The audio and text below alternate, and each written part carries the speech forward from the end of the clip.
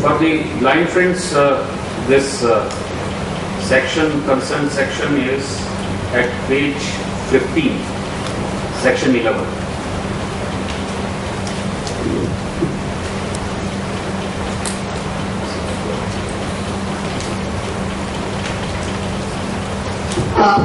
I actually made a presentation, but I'm just going to keep it very short here. I'm just starting with the point of where do we go for justice. हम न्याय के लिए कहाँ जाते हैं? Where do we go? We go to the police machinery. We go to courts, which include tribunals, magistrates, forums. We go also to lawyers. And sometimes we need assistance to approach lawyers because we can't afford it. And that is called legal services authorities. These are important bodies for consideration for access to justice. The barriers faced by persons with disabilities and justice include inaccessibility of mechanisms. You can't physically go to a court, or you are not able to understand or communicate with a judge or with a lawyer or with a police person.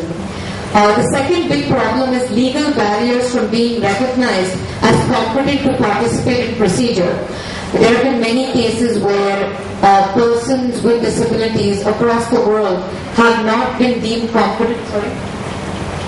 Have not been deemed competent to appoint a lawyer, because for that you need something on which we will deal with legal capacity.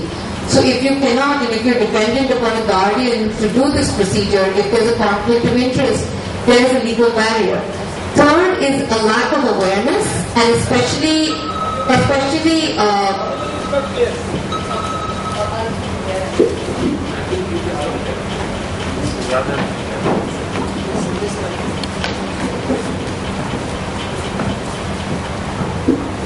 Is this better? Yeah, sorry.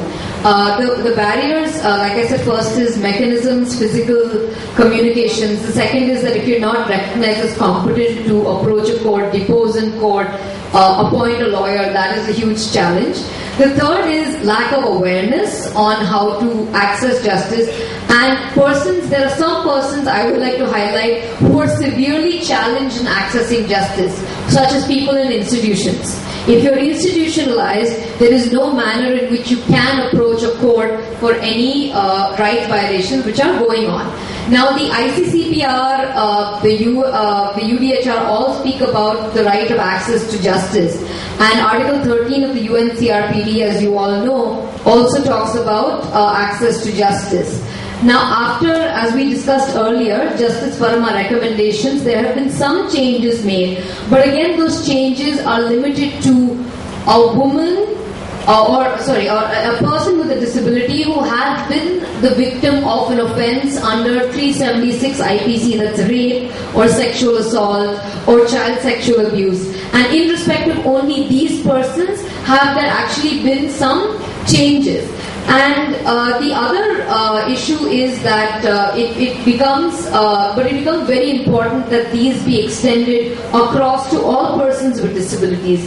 The other thing is that we can't look at persons with disabilities only as victims. Sometimes they want to enforce rights. You may be employed somewhere, you want to enforce or you want to wind up a company for not paying you your salary, or perhaps you want to get divorced or whatever it is. There are different phases in which you may require access to justice, and in that the procedure should be made accessible to you. My reading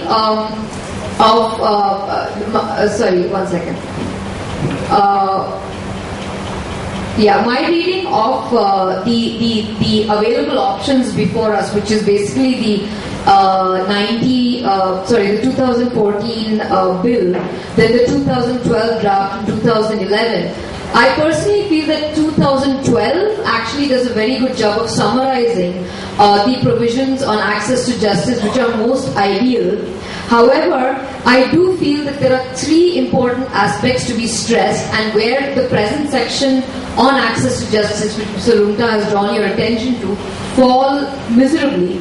One is that there needs to be an unequivocal statement of the right of persons with disabilities to effective justice before all forum and in all capacities. This means as an accused, as a complainant, as a witness, as an amicus curiae, it doesn't matter in which capacity you are before a court, you have to have effective justice. When I say effective justice, it means in terms of communications, accessibility, recognition as a person before the law.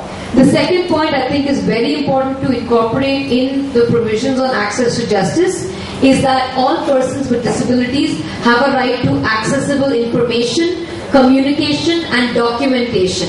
One of the shortcomings that I find of the earlier drafts are that public institutions or like courts etc. are mandated to keep information, all of their public documents should be in accessible formats.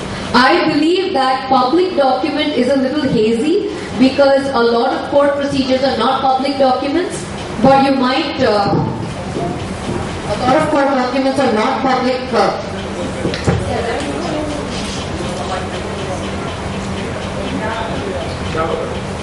A lot of court documents are not considered to be public documents. I think that all documents relating to court procedure should be made accessible in the format required by the person with disability. And the third point that I find is lacking in this bill, which needs incorporation, is there needs to be a specific protection of right to access for persons whose right to legal capacity is at stake and for persons living in institutions. This law really needs to look into these two matters.